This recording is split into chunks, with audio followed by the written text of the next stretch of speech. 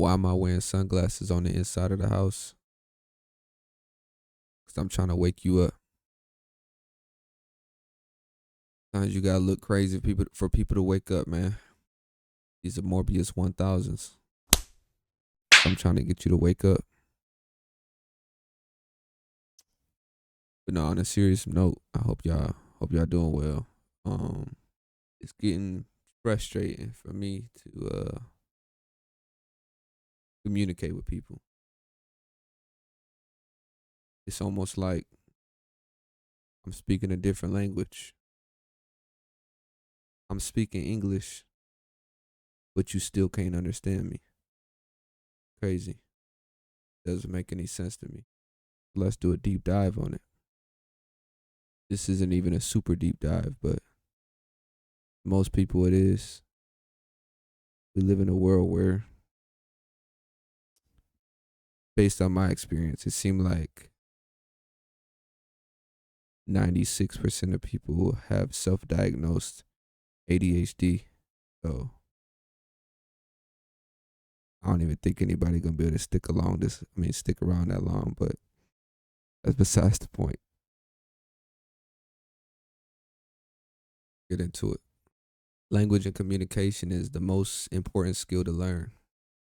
Without communication, there's no way for individuals to interact with others and get any type of productive work done. We live in or on a planet or plane of existence with others.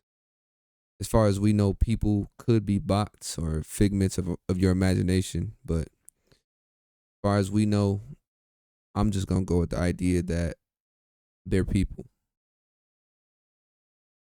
And being people, you have the ability to choose.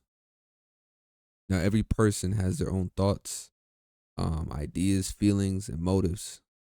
To put it plainly, the reason why people make their choices. Without communication skills, there's no way to invite another person in the mind of the person making the choice, which oftentimes is foreign to the other person, obviously. Now, this is especially true due to different cultures. In America, it is labeled a melting pot because of all the different cultures that are supposed to meld together. The potential issue with this is without communicating why an individual made a decision, someone may consider what that individual did as offensive, causing them to retaliate against you. Once someone is offended, they go on the defensive. Looking at nature, the idea is seen more clearly. So if you think about, let's say a bear in a wild, and it has this cub with him, but you see the bear and you think the bear is cute, so you want to pet it. If you go pet the bear, the mother might interpret the situation different than you think, and it's probably gonna attack you. So just trying to paint a clear picture for you. Every person comes from a different background and has their own idea of reality, meaning there are different actions that are offensive to some and not offensive to others. The struggle we face is trying to exist in the same world without offending another, although we think differently. This is the whole idea of communication. There are different forms in which we communicate, which is where we get the idea of language. Verbal language allows people to make sounds, which are just vibrations, depending on the sound, have different meanings. These different meanings allow us to communicate to one another, making it easier for us to coexist without offense. Without this, we can only communicate through action, which people can and will take offense to, like previously described in the bear example. At some point, verbal language was universal, meaning everybody knew what each vibration meant, meaning communication was a lot simpler. At some point, at the Tower of Babel, language was no longer universal. That's Genesis 11 and 9. After this point, it was harder for different groups of people to interact, so it made the most sense to divide based upon language. Otherwise, lots of conflict would arise, which makes it hard for people to get any form of productive work done. Language in particular eventually evolved to a point where it wasn't just spoken but also written. This was in order to preserve the information for the future, whether this was for a person or for themselves to reference back to. If language and communication is sounds, it is not possible to draw a sound. Now, you could make the argument that with our ability to measure waves and draw waves with technology, you could. But realistically speaking, you cannot draw a sound. We know them now as letters, but this is an agreement between individuals that a specific letter makes a certain sound. However, this agreement would only work with that specific group of people. Therefore, it is not an effective way to preserve the information since some can be lost across the different groups of people. So think if one group of people had a word for something in their culture and another group does not, you're gonna lose some value or some meaning crossing between the languages. A better way to do this is with pictures. Pictures preserve information a lot better because pictures give a better representation of a message even without knowing the same language. Similarly, music can do the same thing. Certain beats can make a person feel a certain way. There are many examples of music that even without knowing the words, the beat itself can make a person feel a certain way. Now, those feelings that the beat may make you feel quite literally influence our decisions. You can play a song for a baby and think the baby doesn't know the words, but the baby is going to dance based off of how the beat makes them feel. This means music itself has a message or a type of information which is transferred from person to person, or I guess from whoever made that beat to another person. But back to written language. Even if we don't speak the same language, a tree is still a tree, or a sword is still a sword. What those objects do is the same no matter what language is actually being spoken. These pictures individually were known as letters and together became words. For example, a letter can be a picture of a man, another letter can be a hand, and another can be a sword. Drawn all together, you have a picture of a man holding a sword. Now, that picture would preserve the information or the message being transferred, let's say to an alien who just randomly visited this planet and has no idea about anything about us, rather than something on a piece of paper or a tablet that just says a man holding a sword. Now, like I said earlier, communicating is the most important skill a person can learn. People speak the same language, but they still come to different results. This is a huge issue because it causes so much division between people and conflict ensues, which usually involves violence. Now, violence doesn't always mean people are punching each other or getting physical. Sometimes this is in the form of relationships and they get severed and cause pain. Other times, this can be in the form of wars, which are all throughout history, and we're currently in one now, even though not for the reason that you think it is, but that's a whole different subject right now. The effects of them are always devastating, especially because lives get taken away. The God-given rights, which are the ability to have life and the ability to choose, is always wrong, unless the individual is trying to take another's life or their choice. But that's just my opinion. In today's age, I see more conflict and more division amongst people than ever before, and this causes for people to have non-functioning relationships and causes a mass amount of selfishness. If we cannot communicate, I cannot meet your needs. So I will meet the needs of myself, and hopefully you are not affected. This is how most people believe. This is a mindset of many people, which as a people gets us nowhere. People find it cumbersome and a hassle to understand others and learn how to communicate with them.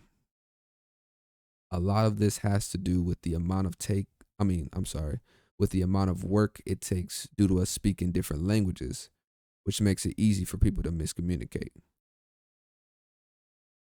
But even if we speak the same language and we still miscommunicate, that's crazy. A selfish world is a world without love. A world without love, by default, means there is a hateful world, which is a world full of violence, unsuitable to live in. The language that was spoken in the beginning, in my opinion, was love, which wasn't quite understood at the time. Now, I'm not referencing the Tower of Babel at this point. I'm talking about during the time of Adam and Eve. Yah is trying to show them love, but they didn't understand it. But he still was showing them love because he was still giving them the ability to make a choice. But we'll get into that later.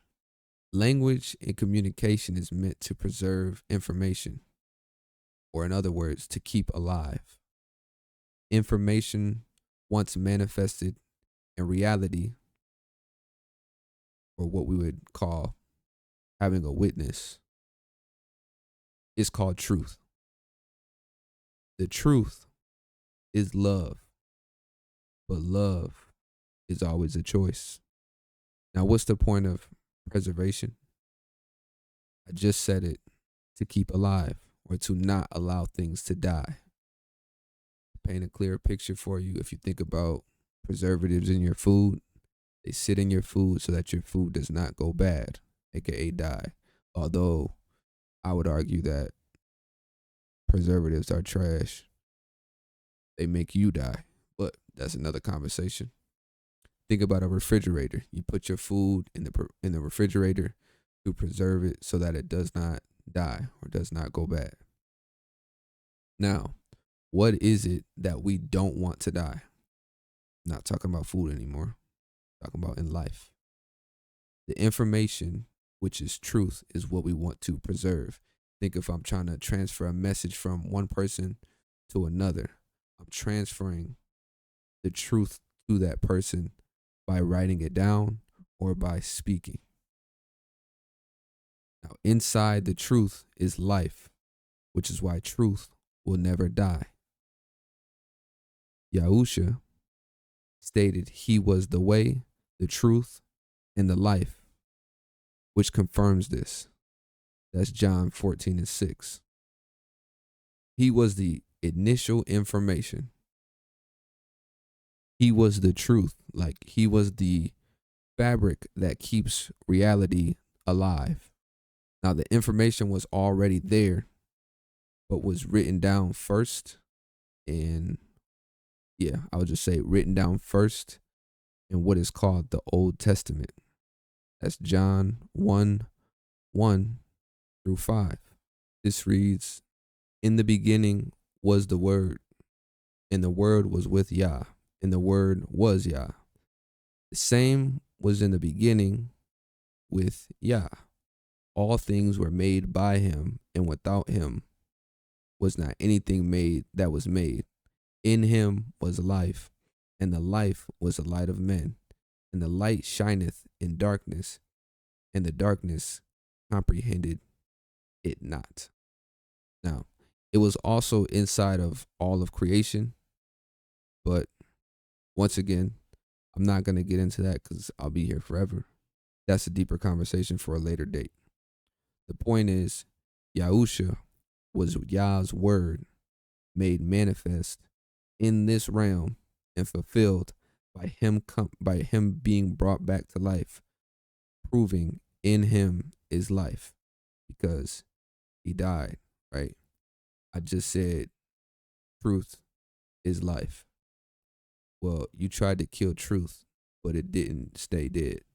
It's much deeper than that, and a lot of other things were fulfilled within this, but I'm just showing you one parallel.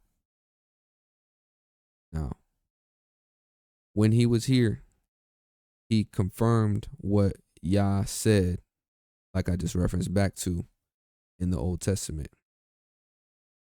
Yah, who is our Father, has always said this: choose life or choose death. If you read Deuteronomy 30:19 through 20, you'll see that it says, I call heaven and earth to record this day against you, that I have set before you life and death, blessing and cursing.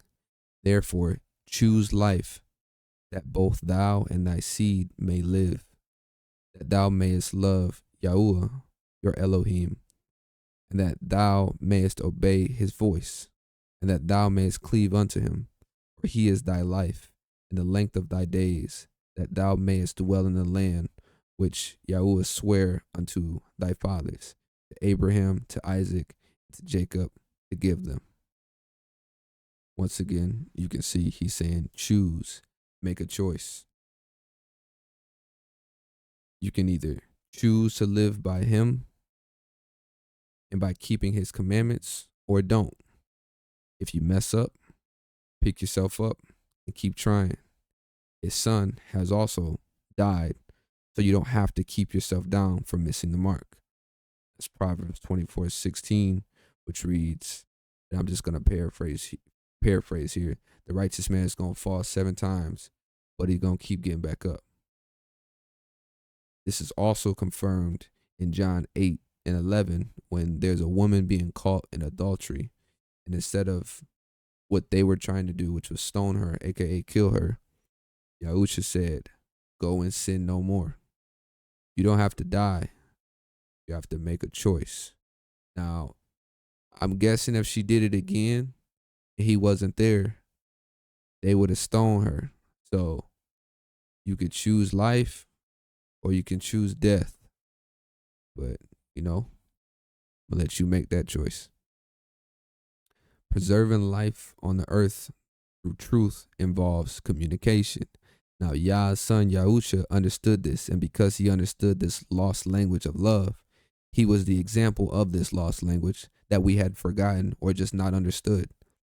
The language in which this was communicated in is a language we must attempt to understand. He understood it at such a level that in order for him to convey it to others, he spoke in parables. Now, if you go to Matthew 13, verse 13 through 17, it confirms this. Therefore, speak I to them in parables, because they seeing see not, and hearing they hear not, neither do they understand.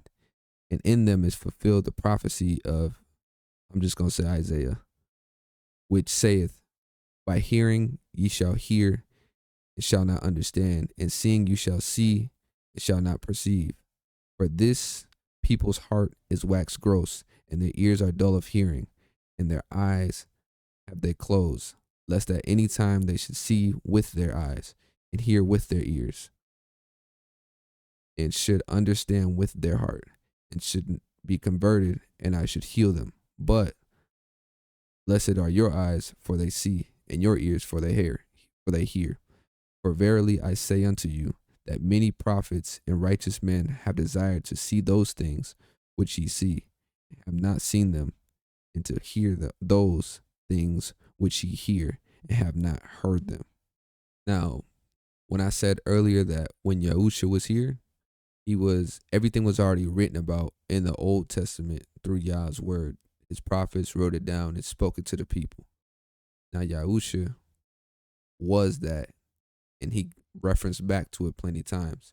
Even in what I just read, he's referencing back to what the prophet Isaiah said in Isaiah 6:9-10, which says, and he said, go and tell this people, hear ye indeed, but understand not, and see ye indeed, but perceive not. Make the heart of this people fat, and make their ears heavy, and shut their eyes, lest they see with their eyes, and hear with their ears, and understand with their heart, and convert, and be healed. Based on the condition of the person's heart, if they want the truth, they will see it within the parable and change. For the ones who wanted it, they would figure it out if they want to. If not, by definition, they didn't want to in the first place. Like I said, love is a choice. Parables make the hearer imagine a situation and put themselves in the scenario, which once again gives an individual a picture, which is easier to communicate and allow the person to make a choice. And like Yahusha said, be healed or choose to change by him, by his words, which was already written about. But let me keep going. Follow me, please. I know 96% of y'all claim to have ADHD. Please follow me. Please follow me. You a soldier. Follow me. English doesn't do a good job at this, as I explained earlier, that we lose meaning as the letters in English don't mean anything. They only make a sound agreed upon by other people who speak the language. Because of this, people come up with their own definitions based on how a word makes them feel. Most people are moved by their heart and not necessarily by what is agreed upon. People have their own ideas of what words mean because we don't always have a Webster's dictionary in front of us, which is what most people go by. And also, we don't teach people what the actual agreed upon definition is. Our schooling system here in America is declining and teaching people language based upon feelings. But once again, that is a conversation for another time. And it isn't necessarily of much importance in this conversation, but it is something to be aware of. The bottom line is English isn't clear cut, and the language itself doesn't preserve the truth due to the language not being pure and able to change so much. English is a combination of many different languages. The further a language is from the source, the more confusing it gets. In science, people call this entropy. You start off very pure and then just a bunch of chaos. To try to make it simple, truth is the purest form of energy, which starts at a point, perfect. Then it goes and loses that energy and becomes chaos, like I just said. An example of this that I'm going to give you is a word like anger. The word anger from a more pure language will have a definite meaning or allow you to picture something indefinitely rather than use your imagination. So we'll use modern Hebrew, for example. Most manuscripts that were found were in modern Hebrew, so that's why I'm using this one. And each letter actually means something. It's not just like an A or a B, which don't mean anything.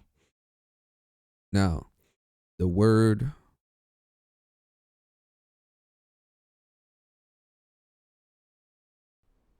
I got to give a little bit of context here. The word that I'm translating is specifically used in Genesis 27, verse 45, Genesis 30. It's Strong's number H639.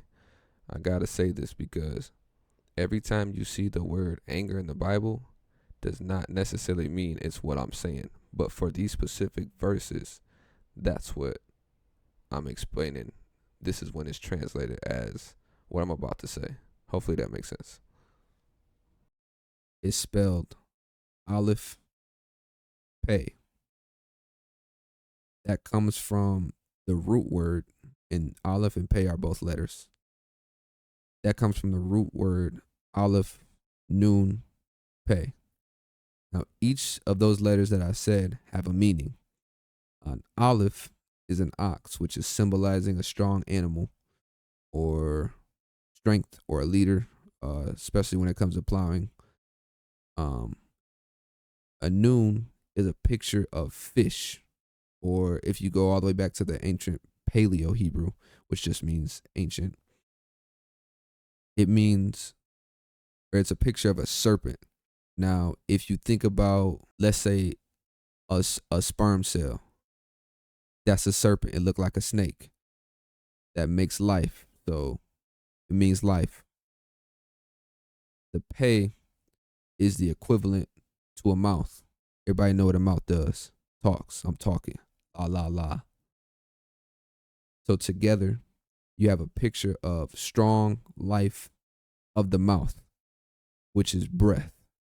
So you have a picture of A strong figure, strong breath. So if you think about the word anger, it's like strong breath. So if you ever got mad or frustrated and you go, that's what you imagine when you're talking about angry. So when you read the word or the Bible and it says angry, understand that the word anger is just a translation from that word. Now, this isn't all the time. That's why it's very important to try to get back to the source. Like I'm saying, get back to the source and understand that and not use your own interpretation. I'm going to give you an example of how this could give somebody the wrong idea, the miscommunication. In English, and based on interpretation by different individuals because of life experience, the word anger could trigger somebody and make them have a negative connotation of the word. So an example of this is if someone's father got angry and beat them up constantly. Sorry if I just triggered somebody. The word anger, once read and applied to Yah, could cause that individual to resent Yah because they imagine Yah to be angry just like their father and give a harsh and unreasonable punishment or abuse of power, which causes trauma just like their earthly father caused them.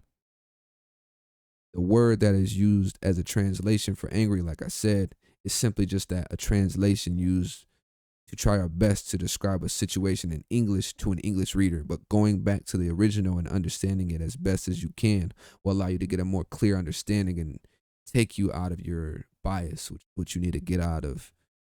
People live in their own bubbles, their own fake realities, try to interpret every situation based upon that. But once again, a conversation for another day. Another way to look at words is like spells. When you look at animals, for the most part, they use their power or natural God-given tools to have their way and get their will done. For example, lions use their size, strength, teeth, and ability to kill and have control. Usually, animals of the same species fight each other with their tools to get their way. Now, humans are different. Humans are beyond the natural and use words. Words cause a person to act. If I say, hey, usually the next person is going to respond, hey, back. If you look at words like spells, understand they control people. Sometimes these are instant spells. Sometimes they are long-term spells. Think of somebody's mom told them you're never going to be nothing in your life. That spell has a short-term effect, but also sometimes that one statement might shape a whole person's life. If you think about Bucky from Captain America, in the last example that I used, saying the word angry could trigger the spell to continue to have power or control over that person's life. Like I just said, think about Bucky from Captain America, and I might put the video of what they did to him if you never seen it. But there was pretty much a guy who would say a certain phrase or like numbers, and he would just get instantly activated.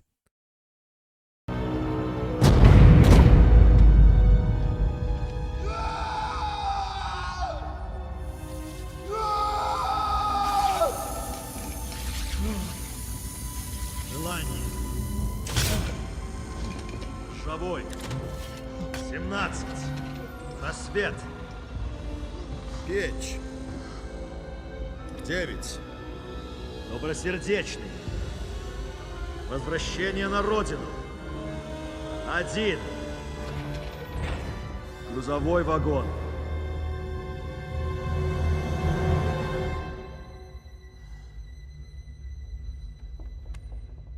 Доброе утро, солдат.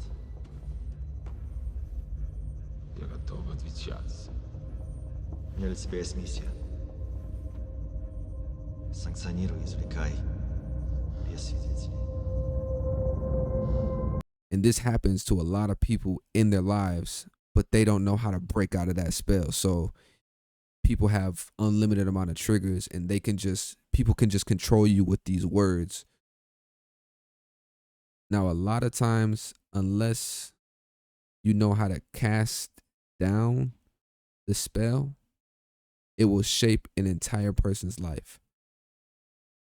For our weapons, for the weapons of our warfare are not carnal, but mighty through Yah to the pulling down of strongholds, casting down imaginations and every high thing that exalteth itself above the knowledge of Yahuwah, and bringing into captivity every thought to the obedience of Hamashiach, which is another word for, I'm going to just say Yahusha, because through him is everything. So every thought should be obedient to Yahusha and what he said, or to the word. If it's not, you would have to know how to cast it down with the truth of the situation. You're never going to beat a lie with a stronger lie. It doesn't work like that. That's 2 Corinthians 10:4-5. Sometimes these spells can be physical or verbal. A topic I may cover on this channel at a later time, which is mind control and ritual abuse. These are strategies that governments, cults, secret orders, frats, and other agencies use to control individuals, but at a more extreme degree. This is where shows like Stranger Things, programs like MK Ultra, the creation of spies, sleeper agents, deletion bombers, or self-deletion bombers, all of these different types of people come from. They figure out a way to implant certain things in you and control you through different words and through different actions. But like I said, it's going to be a deeper conversation. And this is why the Bible, I'm just going to use a specific book. If you go to a book called Proverbs and you read the 18th chapter, it's broken down by verses. The verse 21 reads, "Life and death is in the power of the tongue, and people will eat of its fruit." That's why it says this. You will be judged by everything you say. Speak life, aka truth, but there is a way to go about doing this. Now, based on what you say, like I just said, you can speak life in a situation or you can speak death. You're going to know based on the fruit or based on the outcome.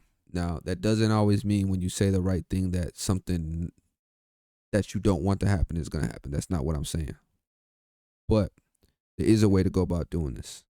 In that same book, Proverbs, it says, "A soft answer turneth away wrath, but grievous words stir up anger." Not only that, but you have to have discernment in the way that you say things to certain people, because some people, they don't know how to receive things. They might be, you can't just talk to a child any kind of way. You can't just talk to anybody any kind of way, because they're not going to receive it the right way. So you do have to know how to say things to certain people. In Proverbs 26 verse 9, it reads, this is Proverbs 26 verse 7. It says, "The legs of the lame are not equal, so is a parable in the mouth of fools." So it does really matter who's saying what, because it's going to have different effects. Now, out of everything that I'm saying, do not think that I'm telling you to become a wizard or a witch or a warlock or anything like that. I'm not telling you to do any of that stuff. That's spoken highly against. I'm only using this because it's the best way that a lot of you guys, like I just said, there's a way to go about talking to people, and a lot of people are lost. All they know is entertainment. So entertainment is the best way that I know to speak to some of you guys. So I know most of y'all done seen stuff like Harry Potter or whatever other witchery is out there, foolishness. And y'all have seen witches, and y'all seen people casting spells with wands and all this type of stuff. It's real, but it's not what you think it is. It happens every day. Every time you go outside and you talk to somebody, that's all y'all doing is having a witchcraft battle. Who's winning? I mean, not really, but like I hope you get the point. Pray you all get wisdom, and in wisdom you get understanding, as well as study to show thyself approved. I myself am studying the language in which our ancient texts were written in, to get as close to the full understanding of what is written, rather than my understanding through the use of our language, which is English, which in my opinion is one of the sorriest languages out there. Sorry. But otherwise, I'm going to have a flawed view of what these scriptures and what Yahusha was actually trying to teach and show. Now, that doesn't mean that I can't get anything from it. It just means that I'm going to have a flawed view of it. And I want to get the most rawest, purest view that I can. I love y'all. And I pray that everybody who's seeking the truth really finds it. Just trying to bring stuff to your attention. Trying to make you think. That's why I'm wearing sunglasses inside crib, recording a video with a rhino in the background, a fake rhino with a cat on the bed. What even is a rhino? Do you know? Is that a mix of different animals? Do you know? Or is a rhino just a rhino? Is a rhino an elephant with a big tooth on the nose? Nah, I'm just playing with y'all. But like I said, I love y'all. Understand that love is a choice, and choices always come with consequences. But either choice you make, I love you either way by respecting your choice. Shalom.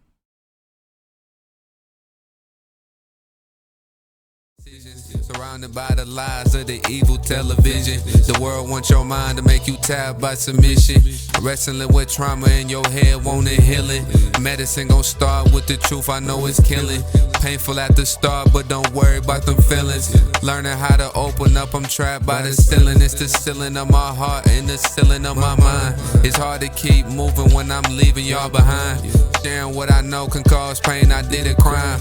Hiding behind bars of the truth, I'm doing time.